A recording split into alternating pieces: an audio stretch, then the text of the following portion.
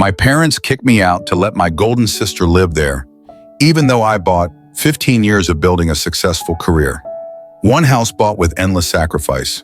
And in just one evening, Ariana discovered the devastating truth about her family. The child who was always overlooked was pushed out of the home she had generously given. What happened on that fateful night? Stay tuned to find out. Before continuing the story, tell me which city you are watching from. I want to know how far this video has come. Don't forget to like and subscribe to the channel so I can send you exciting stories like this every day. I, 37F, have spent the last 15 years developing my career as a senior management at one of the leading investment banks on Wall Street. This narrative focuses on my complex connection with my sister Taylor, 47F, my parents, both in their late 70s, and a house I recently bought for them that has become the focal point of constant family strife. I have to take you back to the beginning to see how we got here. My parents were in their late 40s when I was born, so I was an unplanned child. My mother would frequently tell me that they already had Taylor, who was 10 years old at the time, and that she was more than enough. She did not say this with malice, but rather in a tone that somehow made it worse. She would say, "We didn't plan for you," as she was arranging Taylor's extracurricular activities or putting together her college application paperwork. These innocuous comments, which served as a constant reminder of my position as an afterthought in our family, shaped the background of my early years. I might not even be here if it weren't for my maternal grandparents' persistence. My parents saw me as a burden they hadn't requested, but they were thrilled about the possibility of having a second grandchild. I was an afterthought in my parents' lives, and that was evident right away. They had the same ritual every morning when they dropped me off at my grandparents' place. My father would say to my grandfather, "You wanted her," as he got ready to go for work, keys jingling in his palm. "She's all yours." My grandparents' house turned into my true home, a haven where I felt genuinely loved and wanted. They made sure I was fed and taken care of, picked me up from school, helped me with my homework, and took me to the park. I would spend hours learning about numbers and problem solving from my grandfather, a retired math professor. He'd say, "Numbers never lie." These lessons will subsequently influence my professional choices in ways I could not have predicted at the time, such as they tell stories more honest than people do. At their kitchen table, my grandma would assist me with my schoolwork every afternoon, ensuring that I fully grasped each idea. Her patience appeared limitless. She had taught high school before retiring. She would add, "Knowledge is the one thing nobody can take away from you," in a forceful yet kind manner. She also taught me to cook as a means of expressing my creativity and love, rather than as a chore. These times spent in their kitchen, reviewing my school day and learning how to measure materials exactly, turned into some of my most cherished recollections. My parents, who were generally exhausted and a little irritated at having to make the trip, would only arrive to pick me up late at night. "Ariana," my grandmother would say as she bid me farewell every night, "You're the best thing that ever happened to us." I could almost forget that I wasn't wanted anywhere else while I was in her loving embrace. They became my emotional rock, giving me the stability and affection that were conspicuously lacking at home. My grandfather would often add, "Remember, sometimes the best things in life aren't planned." I learned to live as an afterthought in my own home, and Taylor got ready for her promising future. My sister just pretended that I didn't exist. She wasn't nasty or harsh. She would be lying on the couch, talking on the phone about mails and college applications, totally unaware of me, while I played with my dolls in the corner of our shared living room. The difference between how my parents treated Taylor and me was clear and consistent. I would hear my mother's proud voice as she talked about Taylor's achievements with family or friends. Taylor got straight A's again. Taylor made the debate team. Or Taylor got accepted to her dream college. They went to all of her school functions, scientific fairs, and debating contests. They consistently cited, "We're too tired, we have to work," or "You understand, don't you?" as excuses for their glaring absence from my events. My grandparents took on the role of my cheerleaders, attending every school function with bows and true pride on their faces. I hoped that things at home would change when Taylor went off to college. I was the daughter who stayed, and perhaps my parents would see me at last. I was completely mistaken. I went from being invisible to being the housekeeper at the age of 14. My mother would call out to me, Ariana, before I could even put my backpack down after school. The house needs cleaning. Start with the bathrooms. Taylor's chores were taken up by me, along with a number of additional duties. I got to know the washing machine settings and peculiarities by heart, and it became my daily companion. Cleaning, cooking, and keeping a home for parents who hardly acknowledged my existence seemed like a continuous loop of housework. My father would remark, "You live here. You need to contribute," if I hesitated in the least. Your sister always did her part. My career progressed from cleaning to cooking by the time I was 14. The shift wasn't gradual. My mother just quit preparing dinner one day. One morning she declared, "You're old enough now. We expect dinner ready when we get home from work." I maintained a stellar academic standing in spite of the taxing domestic responsibilities. My teachers encouraged me to compete in a variety of academic events after noticing my ability for economics and mathematics.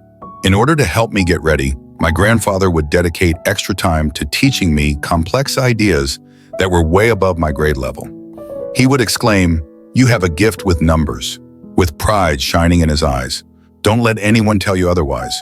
Dreaming about college was the only way I could get away.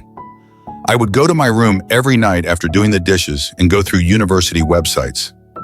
I would see myself traversing several campuses, distant from the never-ending tasks and chilly quiets. I was rewarded for my diligence in school. Despite my household responsibilities, I maintained straight A's, and at the age of 16, I received acceptance letters from a number of prestigious colleges, including some renowned for their top-notch finance programs. Taylor's engagement followed. One Sunday afternoon, she bounded in the front door, pulling a tall, smartly dressed man along with her. She let out a squeal.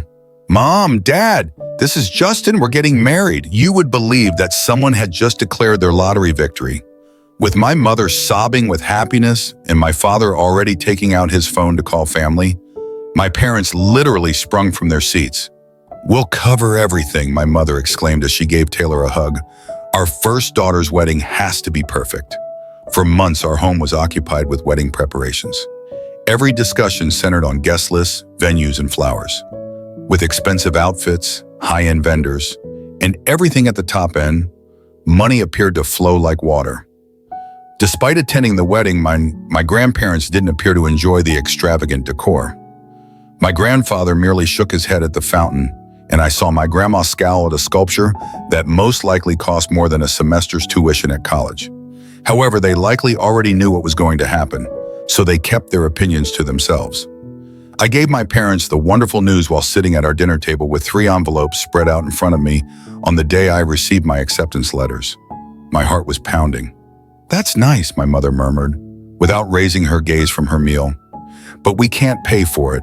We spent all our savings on your sister's wedding. Even took out a loan for it. There's nothing left for college." I stumbled and said, "But you paid for Taylor's college," scarcely raising my voice above a whisper. "That was different," my mother said in a condescending tone. "We saw potential in her." The ensuing hush was deafening. "You should get a bra, save up some money, and take out student loans. That's what responsible adults do," my father said in between sentences. I had never before dared to leave the table without being excused. Grabbing my phone with trembling hands, I dialed my grandmother. In a matter of minutes, I was crying as I entered their well-known front door. As he heard my narrative, my grandfather's expression hardened, but I could not quite read the sparkle in his eyes. They exchanged a knowing glance after I had told them everything. My grandfather took my hand and said, "Ariana, we've been saving for your education since the day you were born, so we've been expecting something like this." He returned with a folder after walking to his study. Bank statements demonstrating years of meticulous saving were found inside. "You can choose any of those universities. We've got you covered." I moved in with my grandparents that evening after packing my necessities. When I told my folks I was going, they were downstairs watching TV and hardly looked up. My mother said, "Whatever you think is best," while keeping her gaze fixed on the TV. Did I hear the relief in her voice? The years that followed were revolutionary. I decided to enroll in one of the best business schools to study financial analysis. My passion in doing things correctly was maybe prompted by witnessing my parents' poor financial management.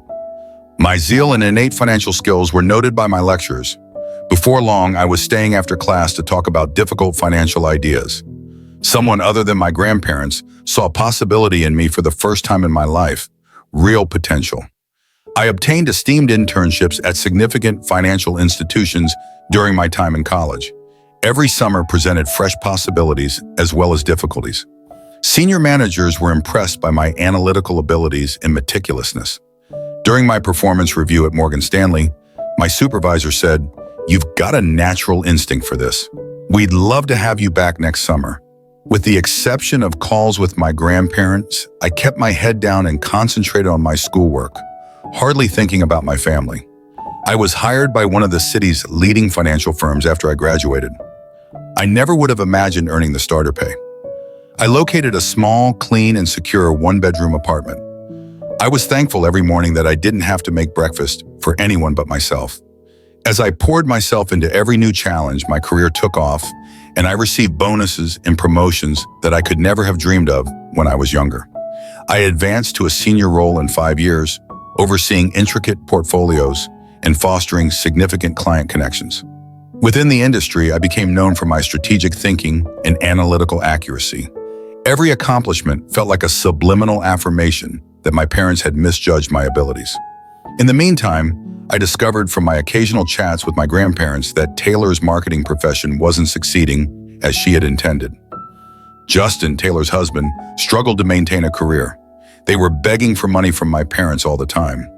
My grandma told me in one of our weekly conversations, "Your mother emptied her retirement account last month to help them with rent. They just can't say no to her." After a year, things deteriorated. Even with our parents' assistance, Taylor and Justin were no longer able to pay their rent. They and their twins, who are 7 years old, returned to my former bedroom. My parents, who had previously been really pleased with Taylor's abilities, suddenly had to provide for her whole family in addition to their golden child. I maintained my distance, concentrating on developing my own life and profession. Every bonus, promotion, and successful transaction served as a subliminal affirmation that I wasn't the failure my parents had predicted me to be. I had substantial investments and money by my mid-30s, which included enough for a down payment on a home of my own. Then everything was different. My grandfather died unexpectedly after suffering a severe heart attack. It was a tragic loss. He was the father figure who had supported me when no one else did, and he had been more than just a grandfather to me. After that, my grandma, who had spent more than 50 years with him, seemed to lose her spark. She followed him less than 2 months later. In every significant sense, they had been my biological parents, and suddenly they were no longer with me. Behind me at the funeral, I heard my mother's voice while I was setting up my grandmother's funeral. "Ariana, do you want some help with the arrangements?" She was standing there when I turned around, looking older and more worn out than I had remembered. A part of me wanted to tell her to go, but I refrained because of her face. "Sure," I said to myself. "That would be nice." My parents started to open up over the course of the following few days as we prepared the service. They acknowledged that they were having difficulties. One afternoon when we were choosing flowers, my father admitted, "We haven't been financially well off since retirement." He went on to say, "We barely make ends meet," before mentioning Taylor's twins. I recognized that my sister and her family continued to live with them and rely on their diminishing income. We convened in a wood-paneled office for the reading of the will 1 week after we buried my grandma. Taylor and Justin were slumped on recliners next to my parents, while I sat opposite from them. The tension was thick enough to sever with a knife, and the room smelled of furniture polish and old papers.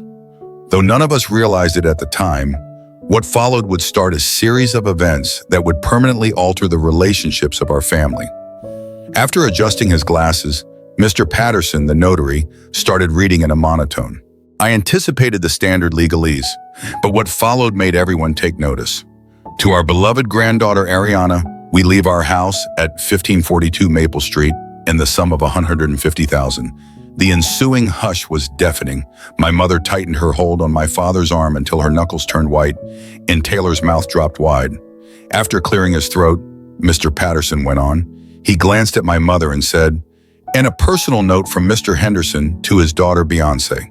The message said, "Remember, Beyonce, that we provided you with $200,000 just when you needed it most. As we respected your needs back then, we expect you will respect our final decision.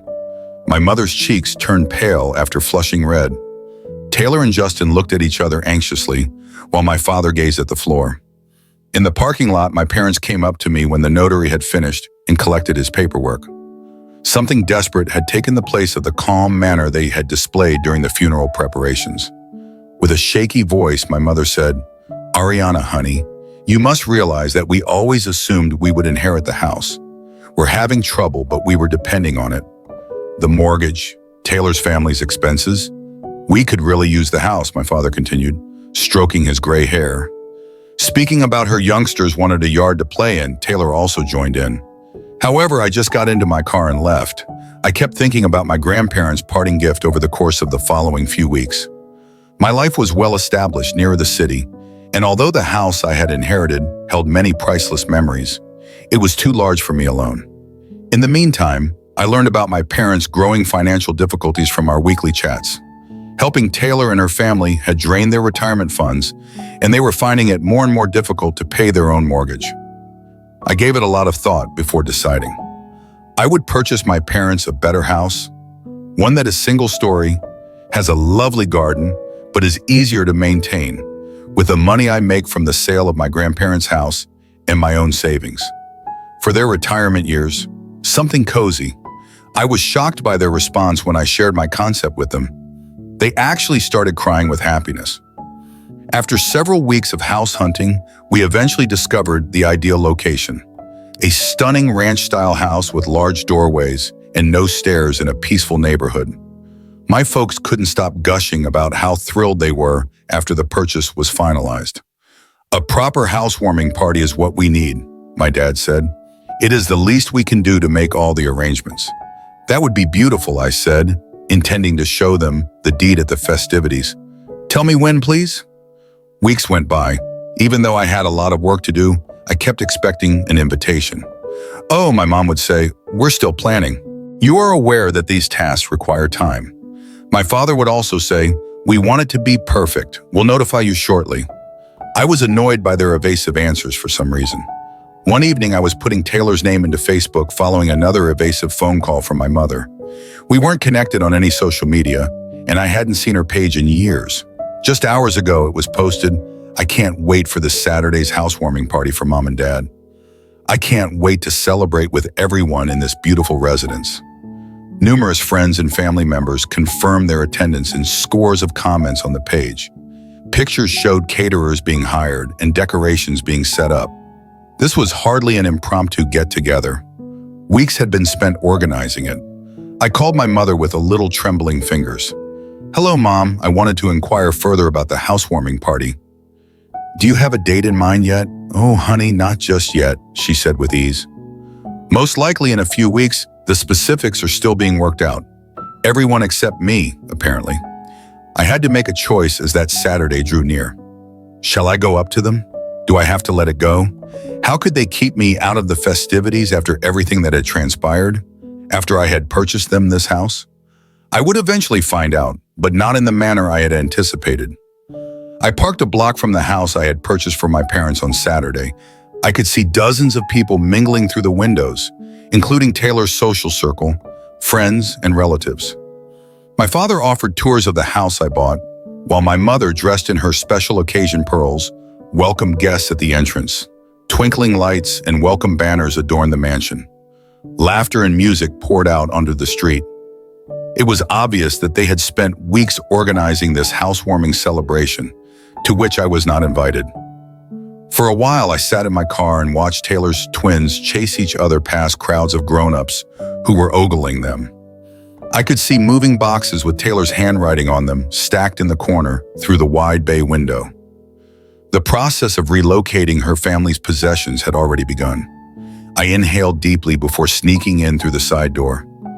The aroma of flowers and catered cuisine filled the house. I heard my father speaking to a gathering of people in the living room when I followed his voice.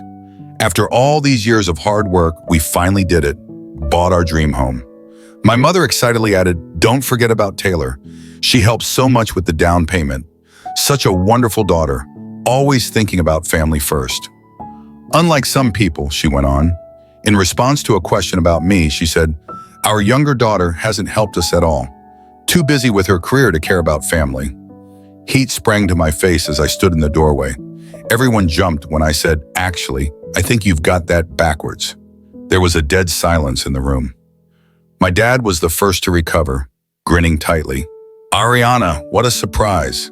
Especially since you forgot to invite me to the housewarming party for the house I bought," I said as I entered the room. The quiet grew longer.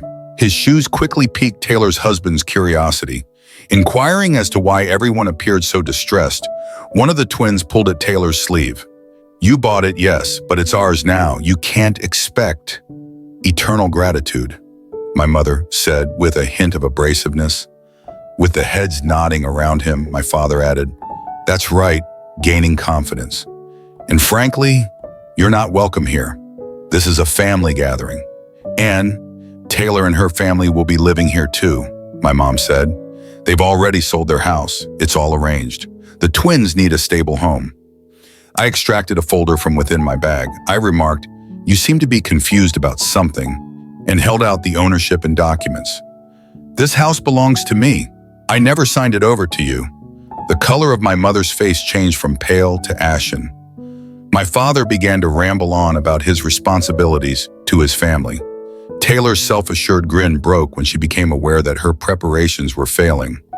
Despite my shaking palms, I continued, "I was planning to give it to you tonight," maintaining a firm voice. "I thought this could be a fresh start for all of us. Instead, you've shown me nothing has changed." When my mother said, "You can't do this," her voice became a screech. "We're your parents." "No," I said softly, "you're just the people who gave birth to me. My real parents, my grandparents, taught me that family means more than blood. They also taught me about finances, which is why I own this house and you don't." I turned to speak to the astonished visitors.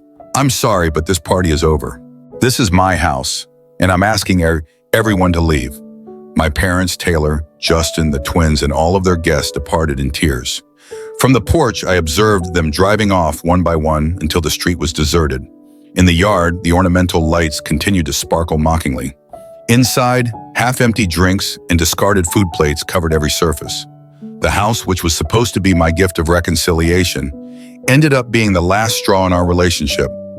A few weeks later, I found out that they had purchased an apartment using the proceeds from the sale of their previous home. 3 generations crowded into a 2-person apartment when Taylor, Justin, and the twins moved in with them. They tried calling me all the time at first. Their voicemails varied between angry accusations.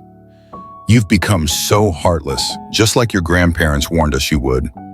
And guilt-tripping, "How could you do this to your own family?" I disabled their social media accounts, emails, and phone numbers. As a reminder of everything that went wrong in our family, the house is now empty. I have an appointment with a real estate agent tomorrow. It's not worth attempting to cure everything. Like old photos in a dusty album, some relationships are better left in the past. When I eventually have kids of my own, I've made a self-promise that they won't ever need to win my affection or vie for my attention. In contrast to my parents, I will love my kids just as much and without conditions, just as my grandparents loved me. Every heartbreaking reality about my family was exposed that Saturday night. I had not been invited to the housewarming celebration my parents were throwing when I arrived at the house I had purchased. Dozens of visitors, catered food, and, most telling of all, moving boxes with Taylor's handwriting strewn around were all visible through the windows.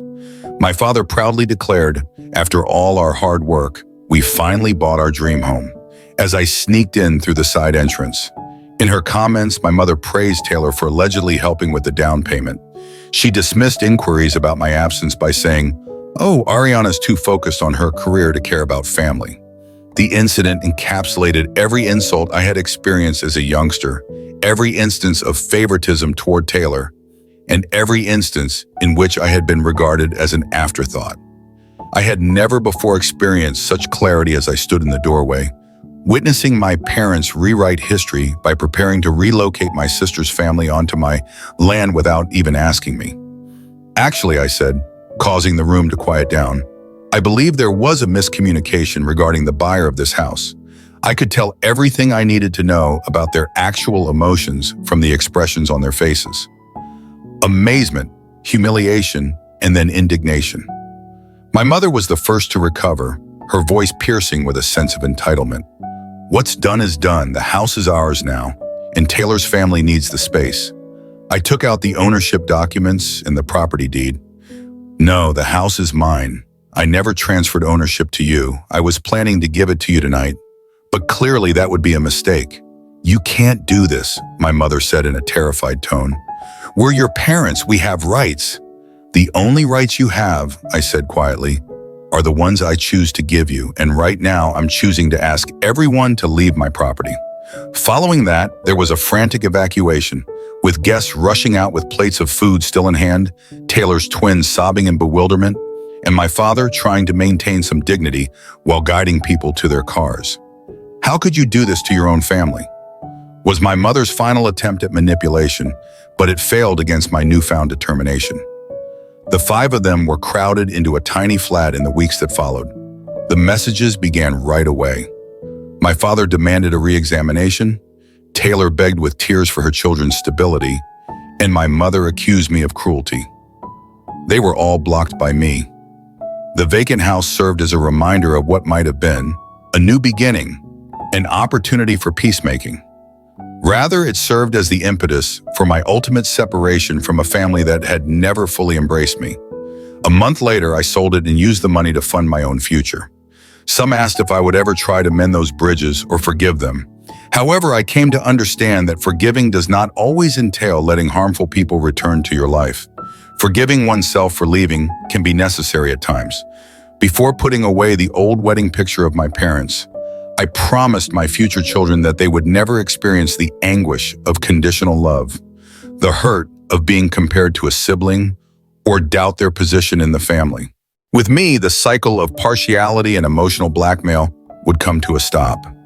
Taylor's twins were playing in the tiny courtyard when I last drove by my parents' apartment complex. I briefly experienced sadness, but it was for the relationships that never truly existed in the first place, not for the ones I had lost. My grandparents taught me that a true family is based on love, respect, and support for one another, despite the belief that blood is thicker than water. I take their lessons with me as I start this new phase of my life. Love ought to be freely given rather than demanded.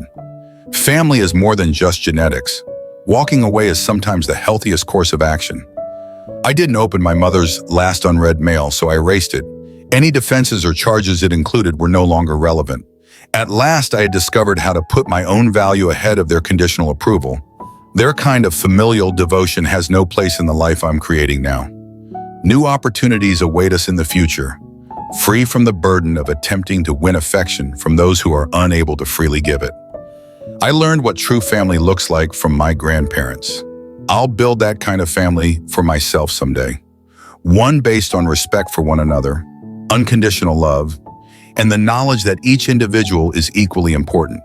When I think about family, I realize that not every relationship can be maintained. Not every bond can bring joy or peace. For a long time, I faced so much stress, pain, and despair as I tried to earn the love and acceptance from people I thought would always love and protect me. However, I realized that clinging to unhealthy relationships only caused me more harm. Not everything I did was wrong, but I came to understand that love should never be an endless sacrifice. My family may not be the one I imagined, but I've learned that true family is the ones who stand by me, the ones who are ready to lend a hand when I need it, not because they have to, but because they genuinely care and love me. My family now is not just the people with whom I share blood, they are the ones I choose to share my life with, the ones I feel I can trust and love truly. My relationship with my mother was never the one I hoped for. Even though I tried my best to maintain the connection, I couldn't live in that pain any longer. I learned to let go and allow myself to move forward. Not opening her last letter and then erasing it was my way of letting go of the things that held me back. My mother always had a special way of making me feel guilty, making me think that I didn't deserve a good life. The constant criticism and unfounded accusations left me exhausted. I realized that, though she was the one who gave birth to me, her love and acceptance were not what I needed to live a fulfilling life. Instead, I needed support from those who truly loved me, not from endless criticism or unreasonable demands. After all of this, I began to realize my own worth. Putting my value above the conditional acceptance of those who cannot love unconditionally was a turning point in my life. From then on, I decided to build my own family, where love is a choice, not an obligation. A family based on respect, unconditional love, and the understanding that each individual is equally valuable. I learned from my grandparents that family is about those who share and help each other through the hardest times, not just those with whom you share blood, but those who truly understand and empathize with each other.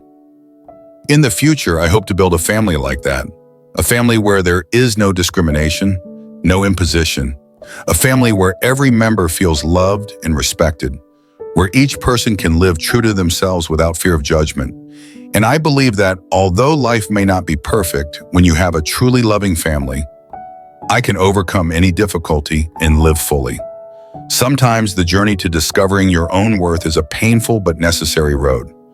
Ariana not only lost her connection with her family, but also had to confront the wounds of her childhood, the scars left by neglect and constant comparison. Yet through it all, she learned a powerful lesson. True family isn't defined by blood, but by love, respect, and unconditional support. Ariana's story is not just about betrayal and pain, it's about the strength of self-recovery. She found the courage to step out of the cycle of comparison and injustice, to choose a new path filled with self-respect and freedom. She chose not only to forgive, but also to protect her heart from toxic relationships, building a future she could believe in and control. If this story resonates with you, or if you've faced similar struggles, share your thoughts in the comments below. Don't forget to hit subscribe and turn on the notification bell so you won't miss more heartfelt, real-life stories like this. Together, let's share, connect, and uncover the meaningful lessons life has to offer.